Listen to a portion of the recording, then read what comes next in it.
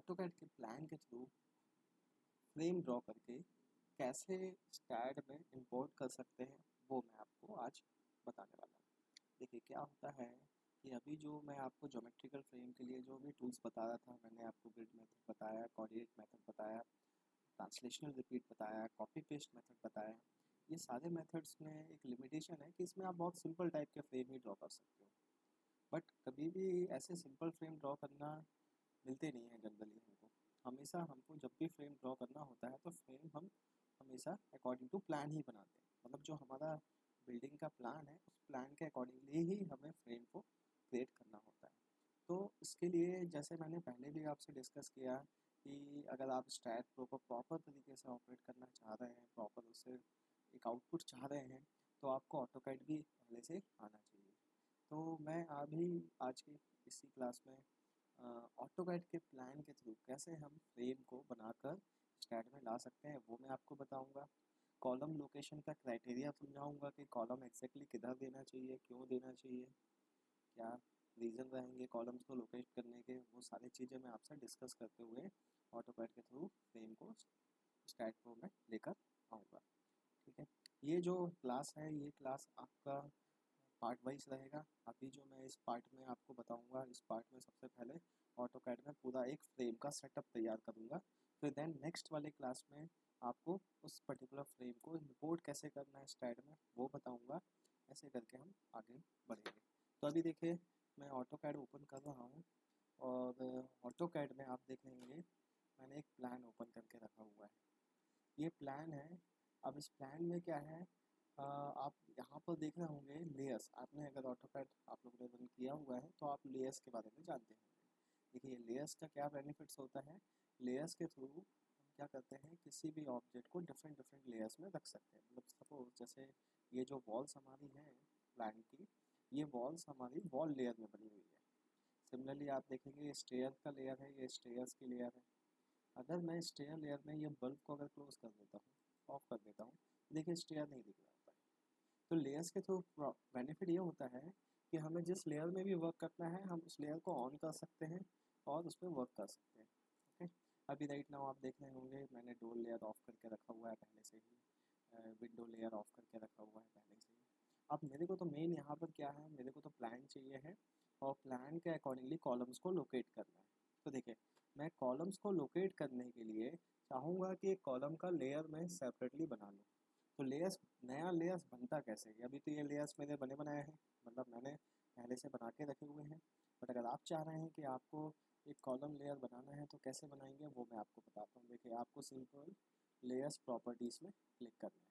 जब layers properties में आप क्लिक करते हैं तो यहाँ पर आप देखेंगे न्यू लेयर का एक ऑप्शन दिख रहा होता है। आपको इस पर क्लिक करना है और यहाँ पर लेयर का नेम आप क्या देंगे, कॉलम्स। सपोज मेरे को कॉलम नेम इस लेयर को देना है और मैं चाह रहा हूँ कि इस लेयर का कलर कुछ डिफरेंट हो। अभी राइट नाउ बाय डिफ़ॉल्ट जो कलर आएगा वो वाइट आएगा, तो मैं यहाँ पर इसका कलर चेंज करके इसको येलो कलर का कर देता हूँ। ओके, अभी नेक्स्ट मैं एक लेयर और बनाऊँगा। ये लेयर हमारा रहेगा बीम लेयर। तो फिर से मैं यहाँ पर न्यू लेयर क्लिक करूँगा और इस लेयर का नेम दे दूँगा बीम्स। कलर चेंज कर देते हैं, इसका भी कुछ डिफरेंट कलर रख लेते हैं, सपोज ये वाला कलर रखते हैं। देन इसको क्लोज करने के बाद आप यहाँ पर देखेंगे लेयर्स में ये कॉलम का लेयर आ चुका है। अब मैं कॉलम लेयर को पहले एक्टिव कर दूँगा। कॉलम लेयर एक्टिव कैसे होगा, सिंपल आपने इस drop down arrow, drop down list पे क्लिक करना है एंड देन कॉलम लेयर पे क्लिक कर देना है, तो कॉलम लेयर हमारा एक्टिव हो जाता है।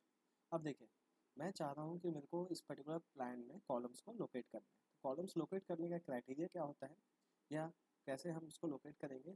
सबसे पहले हम क्या करेंगे, सबसे पहले एक इनिशियल कॉलम एक बना लेंगे। इनिशियल एक रेक्टेंगल के थ्रू एक कॉलम डिफाइन करेंगे। अच्छा, तो जब मैं यहाँ पे रेक्टेंगल लूँगा तो रेक्टेंगल में जो कॉलम डिफाइन करूँगा मैं इनिशियल, वो 9 इंच बाय 9 इंच का कॉलम लूँगा।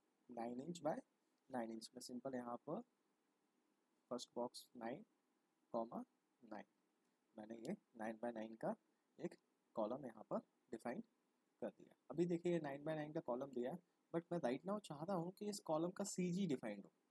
तो सी जी के लिए मैं क्या करूँगा, एक लाइन पिक करके डायगोनल लाइन ड्रॉ करूँगा। लाइन पिक करके एक डायगोनल लाइन यहाँ से यहाँ तक एक ड्रॉ करूँगा, फिर एक लाइन इस पर्टिकुलर कॉर्नर से इस कॉर्नर पर ये क्लिक करूँगा। तो देखिए ये मैंने क्या किया, कॉलम एक इनिशियल एक 9 इंच बाय 9 इंच का कॉलम दे दिया। अच्छा देखिए इसमें मैंने initial column 9 inch by 9 inch दिया है, इसका मतलब ये नहीं है कि हमें 9 बाय 9 इंच का ही कॉलम लेके आगे वर्क करना है। मैं 9 इंच बाय 9 इंच इसलिए दिया हूँ कि मैं कॉलम को प्रॉपर लोकेशंस पे प्लेस कर सकूँ। देखिए अच्छा 9 इंच मैंने कैसे डिसाइड किया, मैंने ये डिसाइड किया ऐसे कि ये जो वॉल है हमारी ये 9 इंच की वॉल है, जो डबल ब्रिक वॉल बोलते हैं इसको। जैसे ये वॉल जो जनरली क्या होता है, जो हमारा बिल्डिंग होता है उसमें आउटर वॉल्स हम 9 इंच का रखते हैं एंड जो इनर वॉल्स हैं वो हमारी 4.5 इंच की होती है। ठीक है, तो अभी देखेंगे जो हमारा आउटर वॉल है ये हमारा 9 इंच का है। अभी अगर मैं इस पर्टिकुलर लाइन को के थ्रू ये जब वैल्यू देखूंगा तो आप देखेंगे 9 इंच पे ही आ रहा है।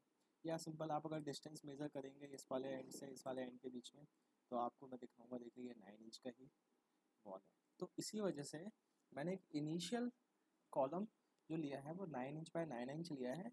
मतलब ये कॉलम सिर्फ और सिर्फ कॉलम की पोजीशन मार्क करने के लिए है। कॉलम का साइज़ अभी हम डिसाइड नहीं करें, अभी हम सिर्फ कॉलम की पोजीशन पे बात कर रहे हैं, कॉलम के पोजीशन पे ही डिस्कशन करेंगे।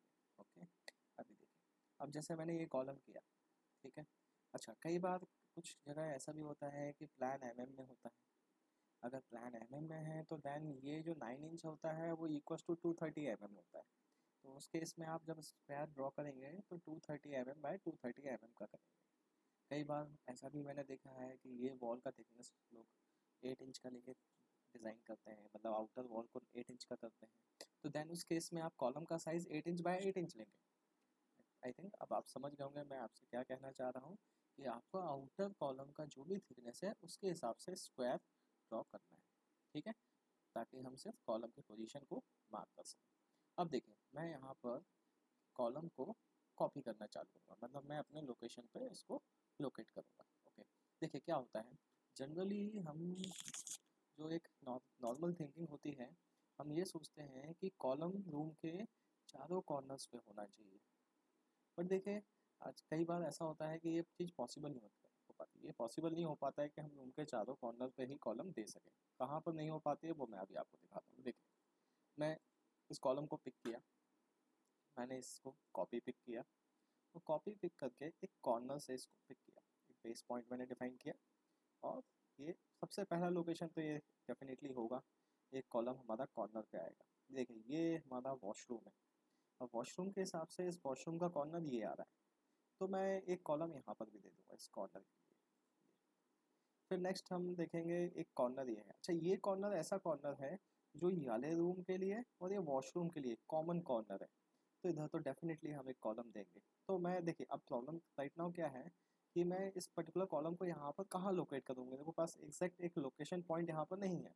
तो मैं अभी राइट नाउ क्या करूँगा, यहाँ पर साइड में कॉलम को रख दूँगा, ये बाद में मैं मूव वगैरह करके प्रॉपर लोकेट कर लूँगा। अब देखिए यहाँ पर देखिए, यहाँ पे जो प्रॉब्लम आती है, ये रूम का जो वॉशरूम है इसका कॉर्नर ये होता है, और ये जो रूम का है ये मतलब ये अगर आप ये बेडरूम है, हम समझ लीजिए ये बेडरूम है, तो बेडरूम का कॉर्नर ये आ जाता है।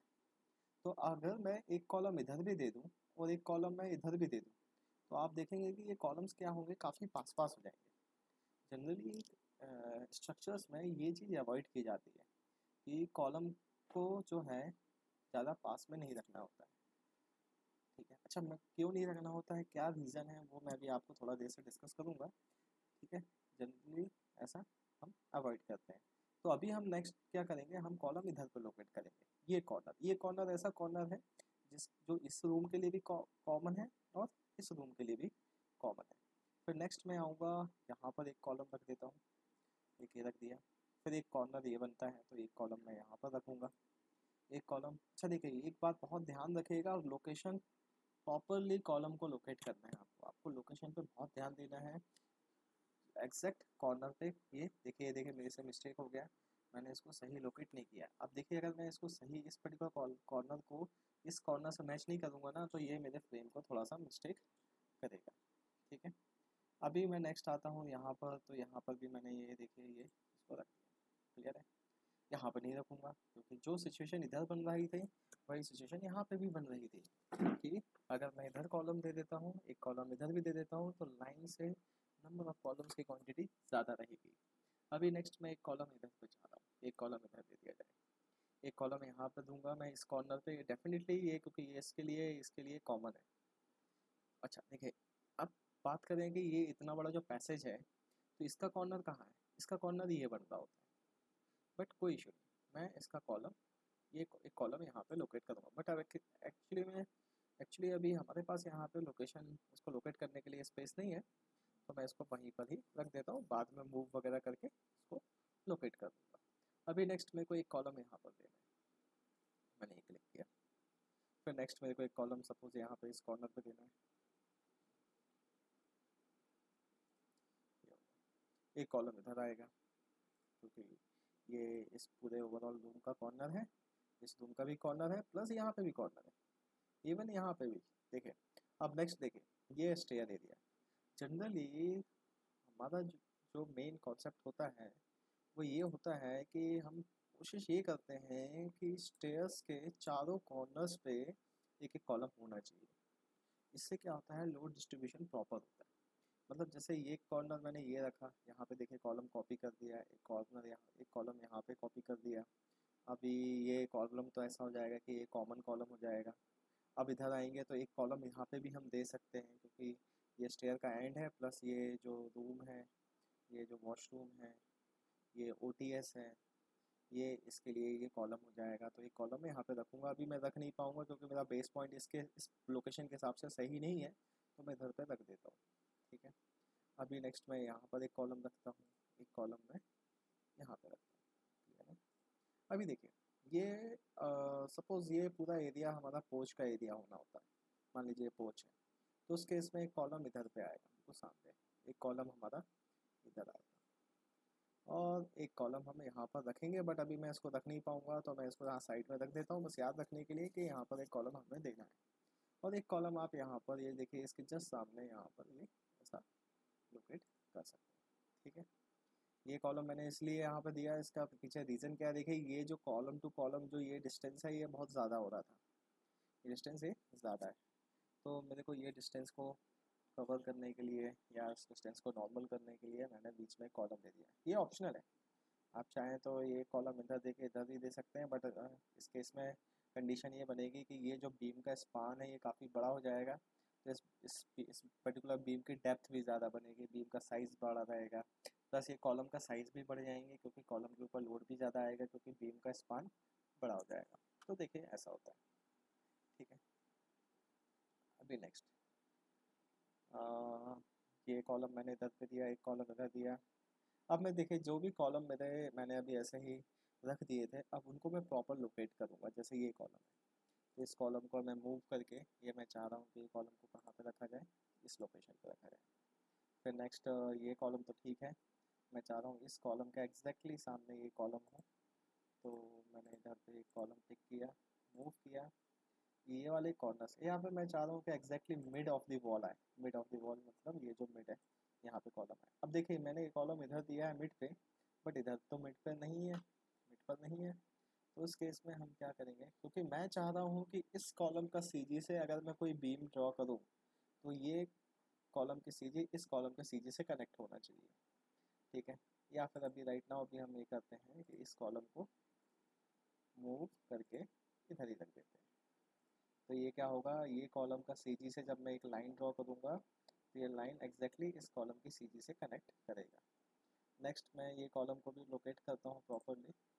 इस कॉलम को मैंने मूव किया और मूव करके मैं सपोज इस मिड पॉइंट से उठाकर यहाँ पर ही रख दिया। अब देखिए ये क्या होगा, ये कॉलम अभी अगर मैं केस बात करूँ तो ये कॉलम क्या होगा, हमारे स्टेयर्स में आएगा, और मैं चाह रहा हूँ सपोज कि ये कॉलम हमारे स्टेयर में ना आए। तो इस केस में मैं इस कॉलम की पोजीशन जो है यहाँ पर नहीं, मैं इस कॉलम का पोजीशन ऊपर करूँगा, इसको ऊपर दूंगा।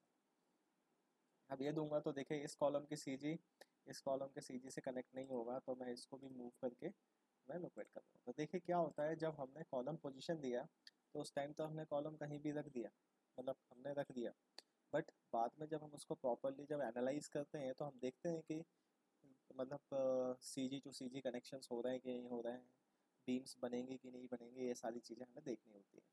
अच्छा, एक और बात, मैंने स्टार्टिंग में एक मिस्टेक किया था, इसको मैं करेक्ट कर लेता हूँ। इसको मैं फिर से मूव करूँगा, मूव पिक करके मैंने यहाँ पर ये कर दिया। क्लियर है? तो देखिए मैंने, अच्छा ओके, एक कॉलम ए भी है, इस कॉलम को भी मूव कर देता हूँ मैं। क्लियर है?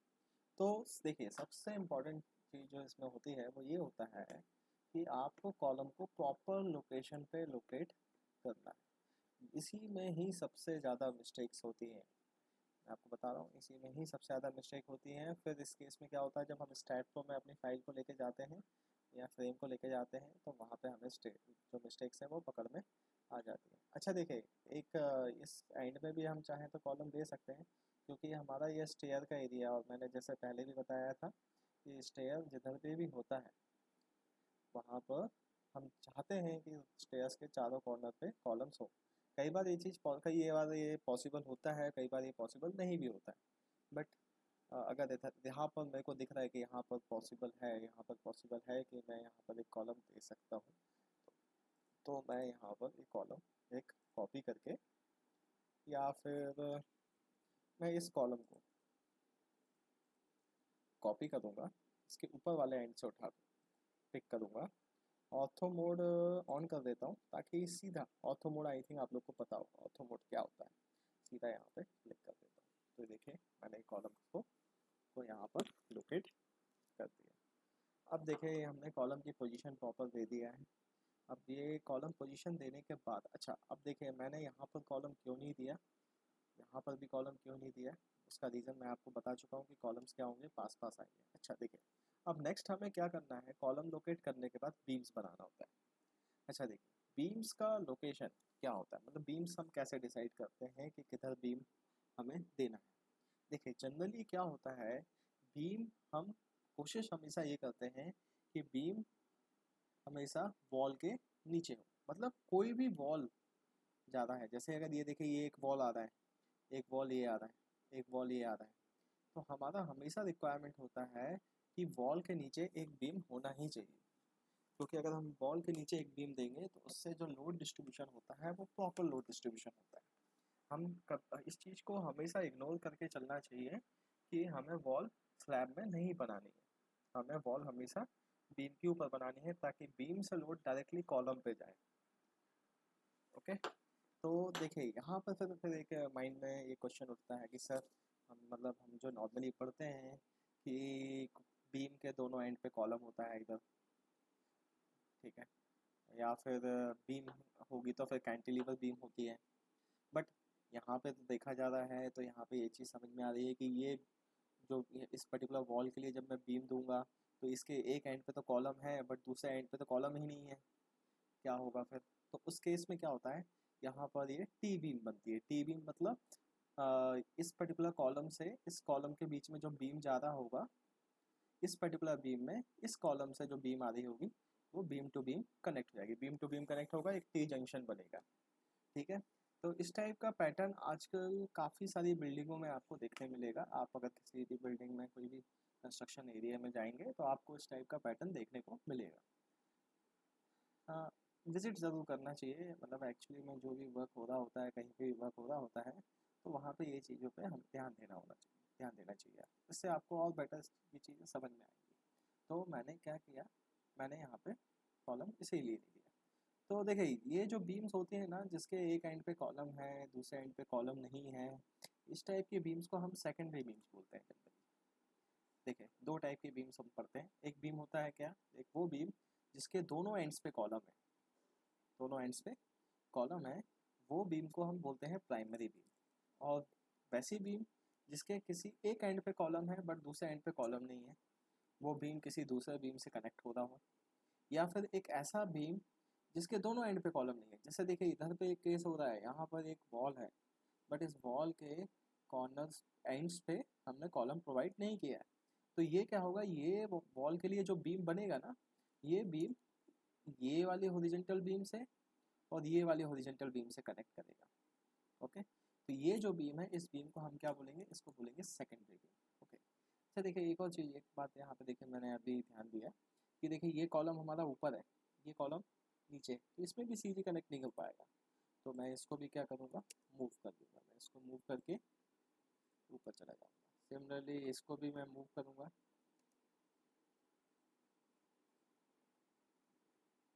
ठीक है ना। तो देखिए हमने यहाँ पर क्या किया, हमने यहाँ पर कॉलम्स को लोकेट कर दिया। अच्छा देखिए कॉलम लोकेट करने का क्राइटेरिया आई थिंक आप लोग थोड़ा सा समझ में आया होगा कि रूम्स के कॉर्नर्स पे हमें कॉलम देना होता है, बट एक चीज़ ये भी ध्यान रखनी होती है कि कॉलम्स पास पास ना हो एक दूसरे के। ओके, अच्छा ये क्राइटेरिया लेने का एक सबसे बड़ा रीज़न ये भी है। अच्छा देखिए हम कॉलम्स कम दे रहे हैं, इसका मतलब ये भी नहीं है कि हम कॉलम कम करके सामने वाले का या क्लाइंट्स का कुछ पैसा बचा देंगे, ऐसा कुछ भी नहीं है। देखिए आप अगर कॉलम की क्वांटिटी ज़्यादा रखेंगे तो होगा क्या, कॉलम के साइज़ छोटे आएंगे, कॉलम के साइज़ कम होंगे, कम क्रॉस सेक्शन के कॉलम्स होंगे। लेकिन अगर आप कॉलम को कम रखेंगे तो उस केस में डेफिनेटली कॉलम कम रखेंगे, लोड तो उतना ही है पूरी बिल्डिंग का, तो कॉलम के साइज़ को बढ़ाना पड़ेगा। ओके, ज़्यादा कॉलम रहेंगे तो कॉलम के साइज़ कम आएंगे, और कम कॉलम रहेंगे तो कॉलम का साइज़ ज़्यादा आएगा। तो अल्टीमेटली कॉस्ट तो उतना ही होना है, बट होता क्या है, हम कॉलम पोजीशन हमेशा किसके हिसाब से डिफाइन करते हैं, वो according to requirement of client करते हैं। अब कैसे, ये मैं आपको समझाता हूँ। देखिए क्या होता है, कई बार कुछ क्लाइंट्स का ये रिक्वायरमेंट होता है कि वो बोलता है कि सर मेरे को सेमी कमर्शियल बिल्डिंग बनानी है। सेमी कमर्शियल मीन्स मतलब उसका बिल्डिंग कुछ ऐसे लोकेशन पे आ रहा है, ऐसे लोकेशन पे उसकी बिल्डिंग बन रही है कि उसको वो सेमी कमर्शियल पर्पस के लिए यूज़ कर सकता है। मतलब वो चाह रहा है कि नीचे एक हॉल वगैरह क्रिएट कर दिया जाए, हॉल बना दिया जाए, बट सर मैं ऊपर रहना चाहता हूँ, ऊपर मेरा रेसिडेंशियल होगा। तो ऊपर रेसिडेंशियल चाहिए, नीचे उसको कमर्शियल पर्पस से चाहिए। तो कमर्शियल पर्पस में हॉल अगर चाहिए होता है तो पहला रिक्वायरमेंट ये होता है कि हॉल में कॉलम्स कम से कम हो, हॉल में कॉलम्स कम से कम हो, ताकि उस पर्टिकुलर हॉल को वो पर्टिकुलर पर्सन अपने रिक्वायरमेंट के हिसाब से यूटिलाइज कर सके, अपने हिसाब से उसको मैनेज कर सके। तो देखिए इस पर्टिकुलर पूरे बिल्डिंग में आप देखेंगे कि जो मैंने कॉलम प्रोवाइड किया है, अगर मैं इंटीरियर कॉलम्स की बात करूँ, अंदर के कॉलम्स की बात करूँ, तो देखिए ये तो हमारा वॉल ही है, ये आउटर वॉल्स हैं ये पूरी। आउटर वॉल्स में आप जितने कॉलम दे सकते हो, आउटर वॉल्स का कोई इशू नहीं है, क्योंकि आउटर वॉल के कॉलम तो रहने ही रहने हैं, और वो आपके हॉल के बीच में वैसे भी नहीं आएंगे, हॉल में बीच में नहीं दिखेंगे, तो आउटर कॉलम का कोई इशू नहीं होता है। बट देखें इनर इंटीरियर पूरा पोर्शन, इंटीरियर मतलब अगर देखें ये वॉल थी, ये वॉल थी, ये वॉल थी, ये सब ये तो आउटर, मतलब ये आउटर ही वॉल हुई हमारी, ये आउटर वॉल्स ही हैं। तो आप देखेंगे, अच्छा ये स्टेयर में ये जो कॉलम्स हैं, स्टेयर का देखिए, स्टेयर का पोजीशन तो फिक्स ही रहेगा, आप कहीं भी जाएं आपका स्टेयर का पोजीशन, आपका मतलब आप 4 फ्लोर 5 फ्लोर 6 फ्लोर जितने का भी बनाए तो ये स्टेयर का पोर्शन ये तो आपका कांस्टेंट रहेगा। आपको इसी में स्टेयर चाहिए तो ये कॉलम्स को हम, ये जो दो कॉलम्स हैं इनको भी यही कंसिडर करेंगे कि ये भी एक आउटर ही कॉलम है।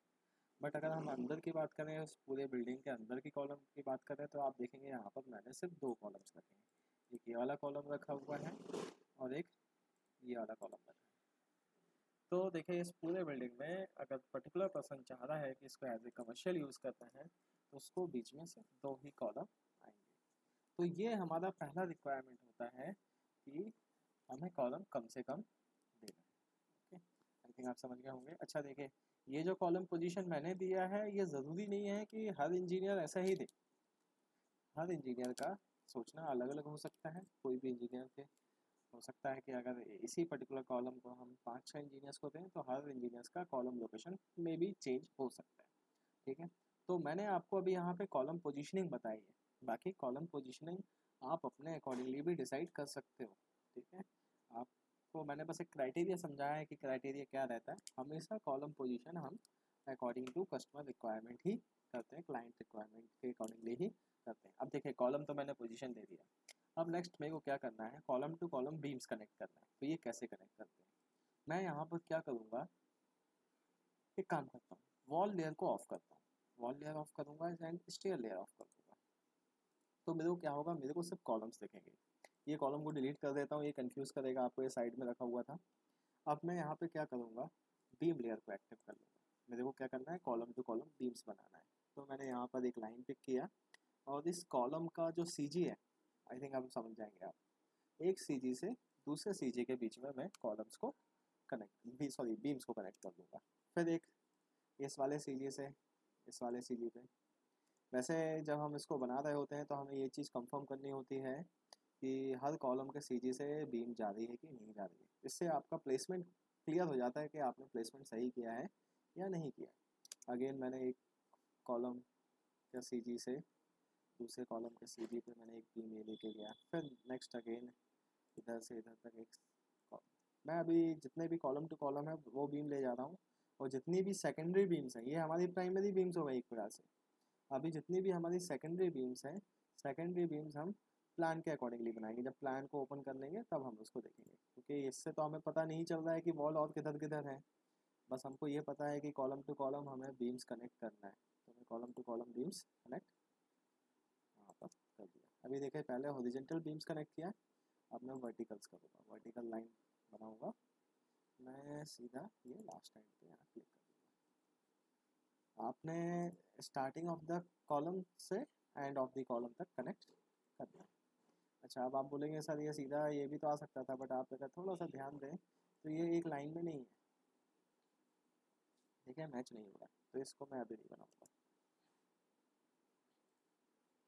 इधर से मैं इधर तक आऊँगा, फिर नेक्स्ट लास्ट में ये इधर से इधर तक ये आएगी। फिर एक बीम मैं इधर पर क्रिएट करूँगा। देखिए तो मैंने कॉलम टू कॉलम जितनी बीम हो सकते थे वो मैंने बना दिया है। अब मैं वापस से वॉल लेयर को ऑन कर देता हूँ। वॉल लेयर ऑन करूँगा तो मेरे को वॉल की पोजीशंस पता चल जाएंगी।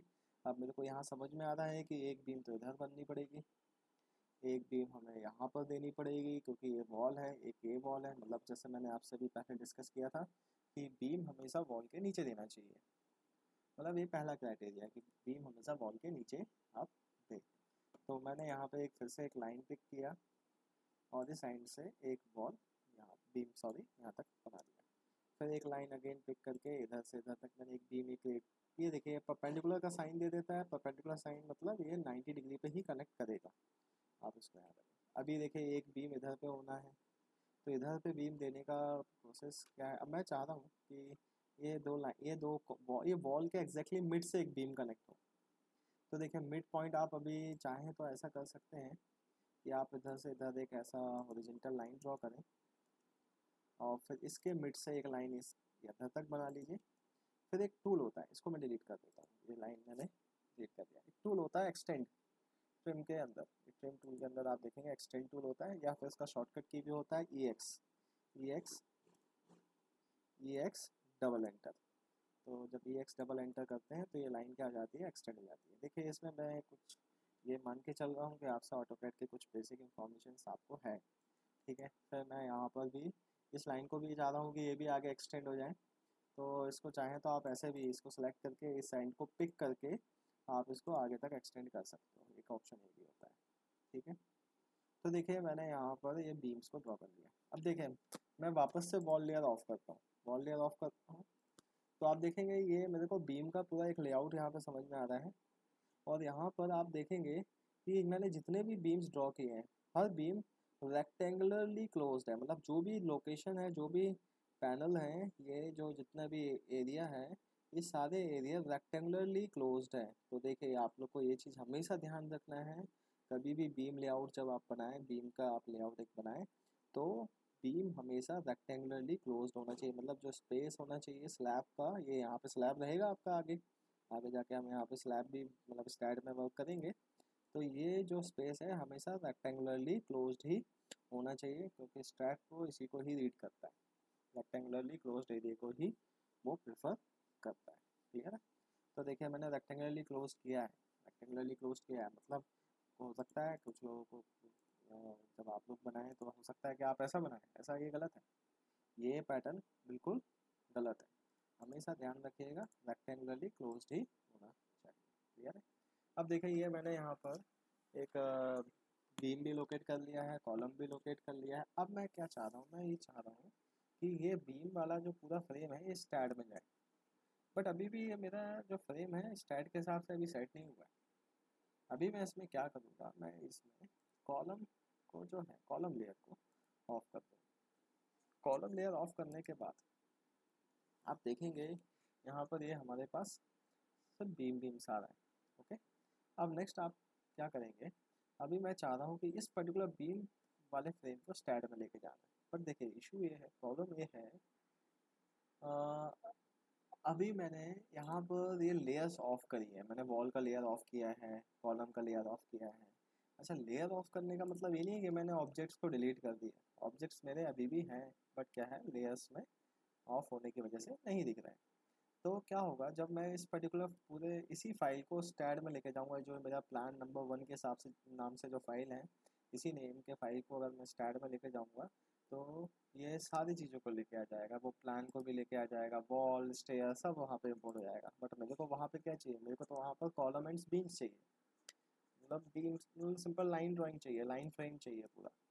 तो ये पर्टिकुलर फाइल को हम स्टैड में नहीं लेके जा सकते। तो इस केस में हम क्या करेंगे, अब इसके लिए सेकंड स्टेप क्या रहेगा, मैं इस पूरे फ्रेम को सिलेक्ट करूँगा, जो बीम वाला है हमारा फ्रेम है, इसको सिलेक्ट करूँगा और कंट्रोल सी से copy, control C for copy होता है, और यहाँ पर एक न्यू ड्राइंग पेज ओपन कर लूँगा।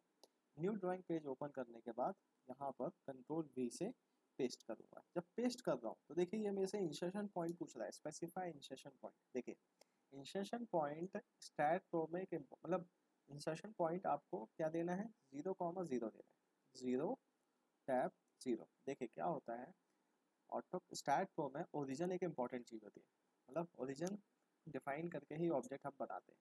इसीलिए मैं यहाँ पर जब इंसर्शन पॉइंट भी डिफाइन करूँगा, मतलब इसका लोकेशन डिफाइन करूँगा कि ऑब्जेक्ट मेरे को किधर चाहिए, तो मैं लोकेशन क्या दूंगा, 0,0।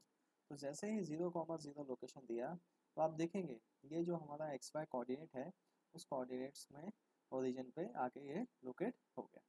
बट देखिए अभी राइट नाउ इस फ्रेम के अकॉर्डिंगली, इस बीम लेआउट के अकॉर्डिंगली जो ओरिजिन आ रहा है वो लेफ्ट साइड में बॉटम कॉर्नर में आ रहा है। बट मेरा जो रिक्वायरमेंट है, या स्टैट प्रो के हिसाब से जो मेरा रिक्वायरमेंट है, मेरे को ओरिजिन लेफ्ट में टॉप क्वार्टर में चाहिए होता है, ओरिजिन चाहिए लेफ्ट में top most corner, top most corner, ठीक है, इधर पे चाहिए। तो इसके लिए मैं क्या करूँगा, इस पूरे फ्रेम को फिर से सिलेक्ट करके इसको मूव करूँगा, और इसको मूव करूँगा, इसके ऊपर वाले एंड से उठाऊँगा और इसको यहाँ पर ही रख दूँगा, ठीक है। तो आप देखेंगे मैंने इसको प्रॉपरली जो ओरिजिन है हमारा वो लेफ्ट साइड में टॉप मोस्ट कॉर्नर में पहुँचा दिया। अब देखिए, अब मैं चाह रहा हूँ, ये तो देखिए बीम लेआउट है, ये बीम का फ्रेम है, मैं चाह रहा हूँ इसमें बीम का फ्रेम प्लस कॉलम का फ्रेम भी बने, मतलब मैं कॉलम भी यहाँ पर ही डिफाइन करूँ। तो देखिए मैं चाह रहा हूँ कि स्क्रीन को रोटेट कर सकूँ, तो रोटेट करने के लिए आप चाहें तो ये देखिए साइड में आइसोमेट्रिक व्यू के ऑप्शन होते हैं, मतलब या फिर आप इधर से भी आप ये देखिए टॉप है, ये टॉप व्यू कंट्रोल में जाके आप यहाँ पर आइसोमेट्रिक व्यू करेंगे तो आइसोमेट्रिक व्यू में क्या करता है, ये इसको रोटेट कर लेता है। अब इसके बाद नेक्स्ट, जनरली हम कॉलम साइज़ कितना लेते हैं, 10 फीट का राउंड लेते हैं।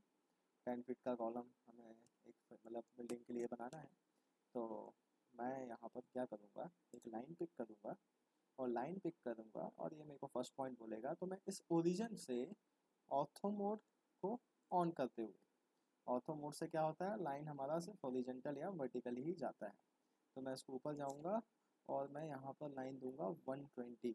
तो 120 कैसे, देखिए क्या होता है, अभी मैं आपको यूनिट्स के बारे में समझा देता हूँ। देखिए जब यूनिट हमें देखना है कि हम किस यूनिट में वर्क कर रहे हैं, तो यूनिट कैसे चेक करते हैं, यू एन टाइप करके एंटर करिए।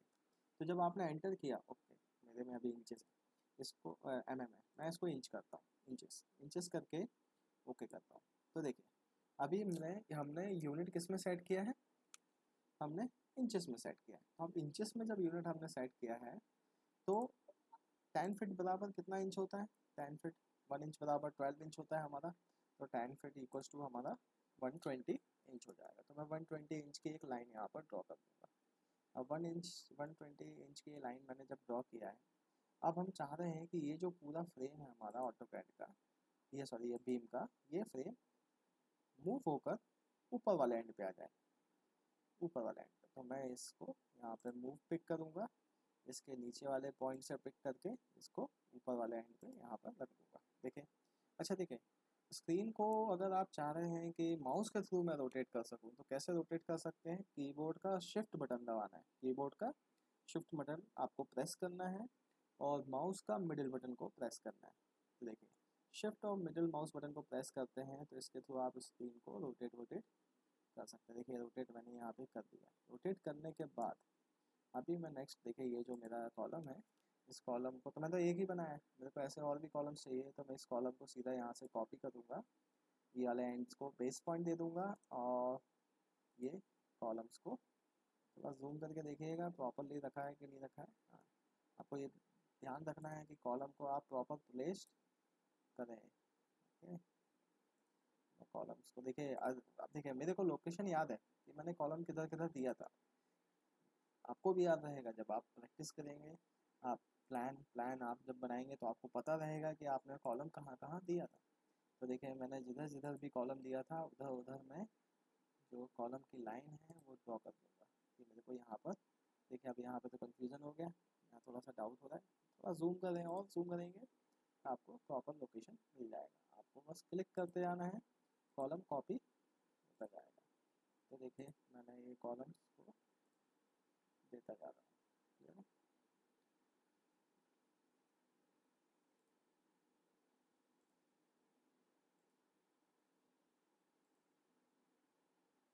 हाँ, तो देखें, स्केप कैंसिल करता हूँ। अब देखिए इसके आगे तो चाहिए नहीं है, स्केप करके कैंसिल किया तो आप देखेंगे ये हमने एक 3D में एक 3D ज्योमेट्रिकल फ्रेम यहाँ पर हमने तैयार कर लिया है।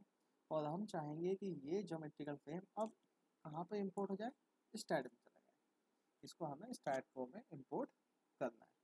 तो देखिए ये जो मैंने अभी आपको क्लास लिया है, ये स्टैट प्रो में हम फाइल को कैसे इंपोर्ट कर सकते हैं या ऑटोकैड के फ्रेम को किस तरीके से हम सेटअप कर सकते हैं कि वो स्टैट में चला जाए।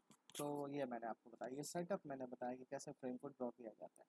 ठीक है, अब नेक्स्ट क्लास में मैं क्या करूँगा कि इसको इंपोर्ट कैसे किया जाता है वो आपको बताऊँगा। ओके, अभी के लिए इतना ही।